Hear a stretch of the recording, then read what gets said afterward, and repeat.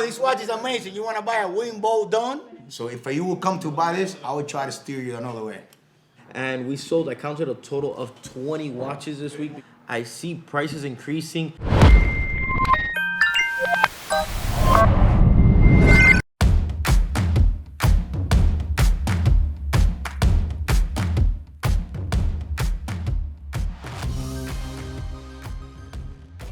How you doing?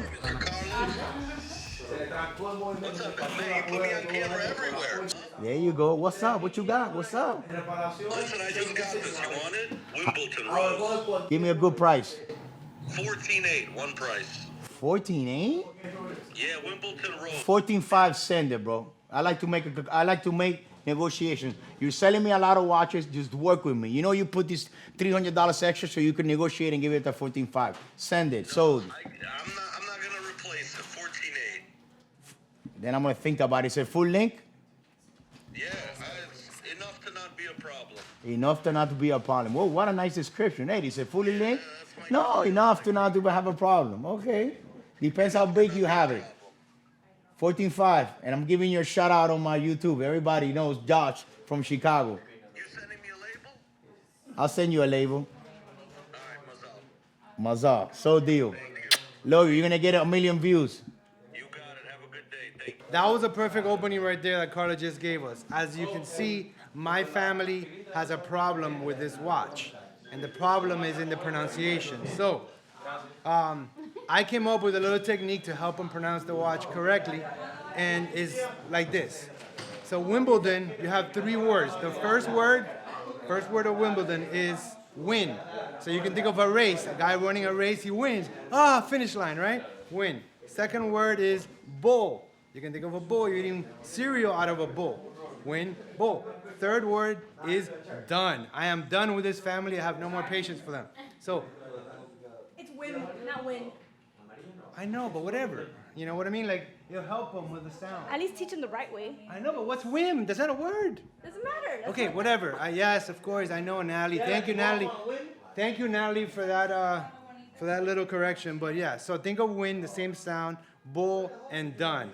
So win, bull, done. So now I'm going to call them one by one. I'm going to test out if this actually worked and they can actually pronounce this thing correctly once and for all. Okay, let's start with Sandra. Sandra, go ahead. Pronounce this. And then I'm gonna have to think about it. Wimbledon. Say it again, but loud. No! Come on. Go. Wimbledon. That's It's probably like 92%. Woo! 92%. Not the worst, not the worst. Wimbledon. That's good, man. Good try. That's like It's Wimbledon. Wim, Wimbledon. Wimble. Wimbledon. There you go. Wimbledon. so. Okay. Willie's closer to like 50%, like negative 50%. But all right, so Raisa, Charlie, rapidito, This is papi. not good. Charlie, really quick. Okay, Raisa, can you pronounce this watch? Wimbledon. Yes. Wimbledon? Yes. That was good. That was good. The last one was good. The last one was like 98.5%. All right, so who else? Who's missing? So let's finish with Betty. Oh no, Carlos. He started it. Did you? You didn't hear it, bro. Look. Wait, before you say it. Look, listen to me. Win. It's win, like if you win a race, right? But with an M. Win. Bowl, like a bowl of cereal. And then done, like you finish something. Win, bowl, long, done. Win, like the win, you win something, bowl, like a bowl, and then done. So win, bowl, done. That's better than when he does Say it it. all together. Oh, this watch is amazing. You want to buy a win, bowl, done? There you go. Wimbledon. Wimbledon. Wimbledon. Did you try to say it correctly? Can you buy a Daytona with the one that is all slate die with the green Roman? It's called Wimbledon. I don't know how to say it, man. We don't. We Cubans. They don't have Wimbledon in Cuba. You ready? Wimbledon. They practiced. I didn't practice. Yeah. You know when I learned, you're wrong. You know when I learned, I actually was watching the actual tennis thing Yeah. when they were saying it. I'm like, oh, that's the way you say it. No, I know she's lying. Plastic one? You know, Charlie, a blaze is very dangerous. Aquí no está, so whatever estaba I don't want to slam it, right?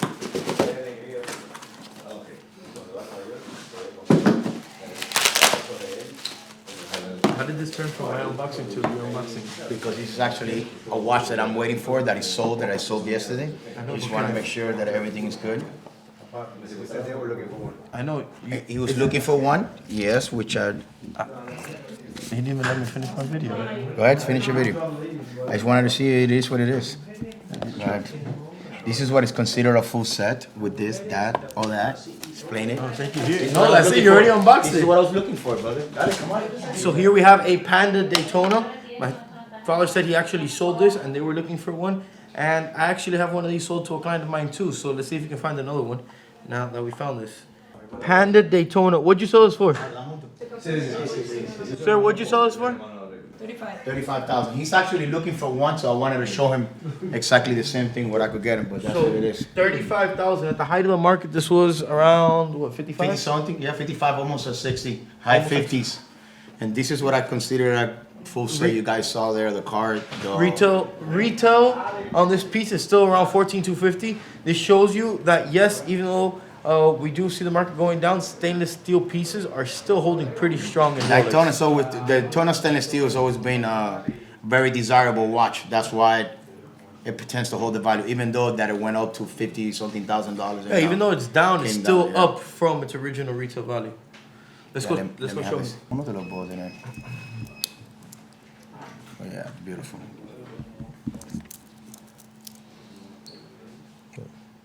About 30-year difference between the two.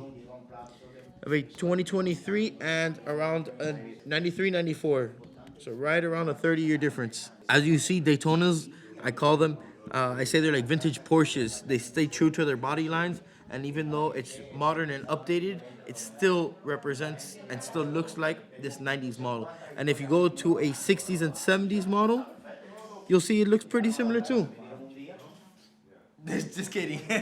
Check out this chocolate dial Jubilee Datejust two-tone rose gold. Just in the mail. Is this to fill an order, guys? No, it's not. Let me take a video of it. Here. Thanks.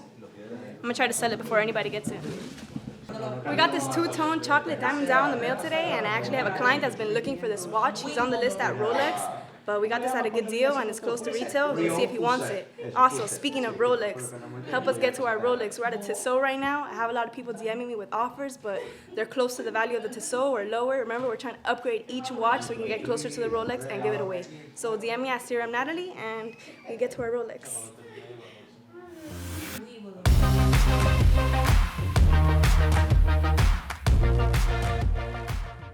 So he's taking the Wimbledon. He was between which watch was it was this one and the black dial, was it? I don't remember. The two-tone yellow gold one. The two-tone. This, but both were Wimbledon. Both.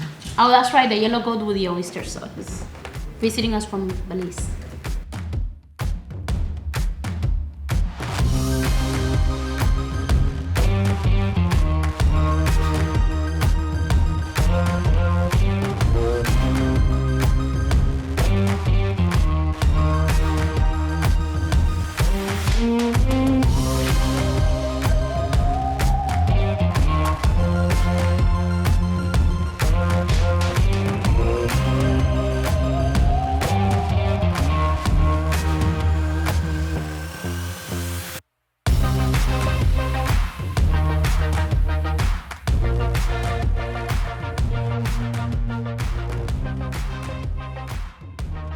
So they brought us just 3 watches to be checked. And I'm gonna give you guys a little bit of tips, you know, how to inspect some watches to see if the band is real, if the movement is real, and what's real and what's not, okay? Or what's aftermarket. I'll let him take a look first and then I'll check it out after. So they'll sold you this and they tell you that these ones were all original, correct? And this one, they tell you the same thing, that it's all original, correct? All right. So right off the back, I could see that this watch right here, this 41, first thing that I just found right now, the band is not original. This band right here, it's aftermarket, right off back. You could bet your life on it. You can see the pin here, so I don't know if you could zoom into it. You see these pins here that are sticking out?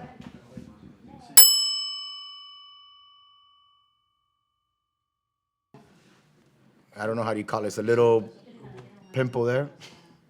See the little ball? That the original doesn't bring that, okay? The band, it's aftermarket, okay? So a lot of times what they do is they buy a regular 15400 head with the leather strap, and then they put an aftermarket band. Since they fill it up with diamonds, they sell it like that, and most people won't catch it until they go sell it to somebody that really knows, or they come here to ask, okay? So that's my job. And so this one, I'm checking out the movement now just to make sure movement is real. These watchmakers that they do these watches, they just don't care, you know? Like me, when I buy watches, I gotta make sure that all the screw heads are like perfect. They're all like, I don't know what type of screwdriver they use to remove the back case. You know, most of the time, they don't send it to a watchmaker. They take it apart themselves to get the diamond work on. Because they just think the diamond would hide everything, but, you know, I will have to try to open the back case, but I would say movement is real on this one, aftermarket band.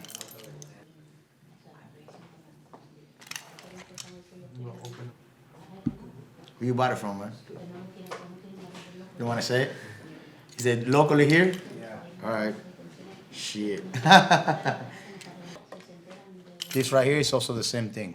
Band is aftermarket. The head is original with all the aftermarket work. Yeah, case. Converter is when you buy a watch 41 millimeter and you just have the head, and then you go to Audemars Piguet and then you buy the band. Okay, you buy an original band. But I could tell you, look. So look, this, you get something like this, right? That comes from factory on a leather strap, but you buy a Factory band. Yeah, a real AP band. The only way for you to know that the watch is converter if you go into the Audemars Piguet page and then you enter your warranty info reference, and that will tell you if it came with a bracelet or not. Other than that, you have to go to the AP and find out. So if you would come to buy this, I would try to steer you another way. You know, I'm like, bro, buy something else. Buy a Patek that doesn't have the diamond work. Because you don't need the money now, but you don't know what's gonna happen tomorrow. You always need the money. And these watches also too. This one right here is aftermarket completely. Like the whole, you can see this all aftermarket. So you know, a lot of times what they do is they get a Calatrava movement, which is I think a 323 seat movement. Let me see. Yeah, 325 seats. The new one. So they get a movement from less expensive model, and then they use it, and then they fabricate the whole. 325, 390, right? Yeah, let me see. This is pretty much, imagine you get an engine from like a 06 G-Wagon, and then you get a Jeep. 2023. Yeah, and then you get, But listen, and then you get like a kit car and you make your own G-Wagon. But what you're getting for the money, if you want to make this piece original, the watch is going to cost you 160. And then you got to do the diamond work, it's at about another 20. So you're looking at 180. You could probably find this watch already made, all original, for 100. You understand? I just sold a factory two-tone. I think it was 90,000 or 100,000, you know? What did you pay for this? 62, yeah. And that's full aftermarket. It's really, I would have got you full baguette, something like that, around 50. With baguettes on it. With baguettes on it, you know what I mean? But this, and you learn. Quality it's not bad. It looks pretty white, you know what I mean? But the movement is what? The movement is original, but yeah, you can feel it in the band, man. What is it? 320. How long ago you bought it? 324 SC. A month? Yeah, like a month ago. That's a little pricey for a month. Where did you come here, man? You didn't know about me?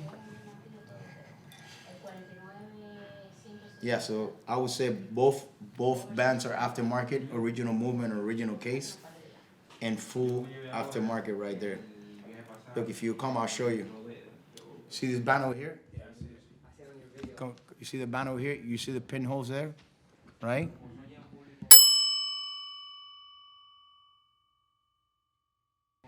Here's how the aftermarket comes. It comes like this with these little balls. You see? What is that? I don't know. This is original. Where is it? Right here. Okay. It's hard to see. You see the little balls that it has that is sticking out. The other one is flat, right? And it's a pinhole and it's flat. So now on one of them, what they did is they sanded completely out, and it doesn't even have it. Which this one over here, which also you could tell that it's aftermarket. See, it doesn't have nothing.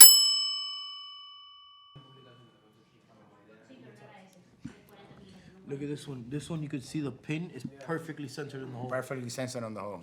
Another. And then the way the band, the way the bands, you know, you play with the band is so smooth. When you try to do that with aftermarket, it's just the links sometimes get stuck one with each other. And when you put it on, you could definitely feel it. Like, you know, me that I do it every day is kind of like, you know, pretty easy. I seen great copies though. So when you sell an item to somebody, make sure you sell them the correct product, because if not, they could return that product at any time. Because you sell them a watch and they're buying it thinking that it's an original band, and then they go sell it and they find out band is aftermarket, guess what? You got to return 100% of the money because they bought it thinking that it was something that is not. So make sure you do the disclaimer all the time when you sell something that has aftermarket. That's what I do. You know, if I sell a watches and has an aftermarket dial, I'd rather not sell anything with aftermarket, but you have to put it, you know. Make sure you have it very clear, because it's not, it will give you a problem later. Look who I have next to me, Charlie. She can complain, but Charlie's doing the job and making sales and writing invoices. This is for the wire that I asked you to send me pending, Yes. so when it comes in, you know what it's for. Yes. Put this You away. didn't do marzal on that or nothing like that, I right? didn't mazal with Okay. the guy. I told Yes. the guy, I told the dealer, wire is pending, but I'm not going to mazal with him until I see it pending on my end. Good. So if he wants to hold it, hold it. If not, don't hold it. I'll find another one. Very good, Fandango. So that's on this one. You know, this is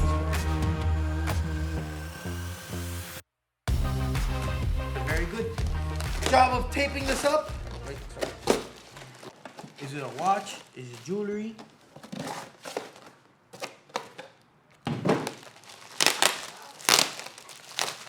It is a watch. So if you guys don't know how we do business and how we order watches, oh nice, two-tone Wimbledon rose gold. So this is how we actually do business. I know a lot of you guys see negotiations done online and dealers 45, 43, oh mazal. That's not how we really do it. When we're in this and we do negotiations with dealers, we have a client, the client calls us, hey, do you have such and such watch available? No, I don't have it, but I can source it for you. You give them a ballpark price. You call a dealer. Hey, is the watch still available? Yes. What's the best price you can do on it? They give you a price one time, and out of respect, we don't really harass the dealers. The price works for you? Awesome. If it doesn't, then okay, you contact the next dealer or you ask them, can you do this price? I need to be at this number. And there we go. Get the watch the next day or in the mail.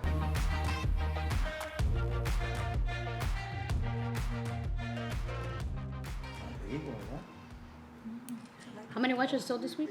Or, well, I know yesterday we sold what? Yesterday was 8 watches. So we sold Yesterday was 8. 8. Raisa, come here, please. We're gonna have a quick sales person team meeting. Dad, did you sell anything this week? Yeah. Yes. Okay, so let's start with Mrs. Hiram. What'd you sell Monday? I sold my body for $200 an hour. Oh, I mean, talking about watches.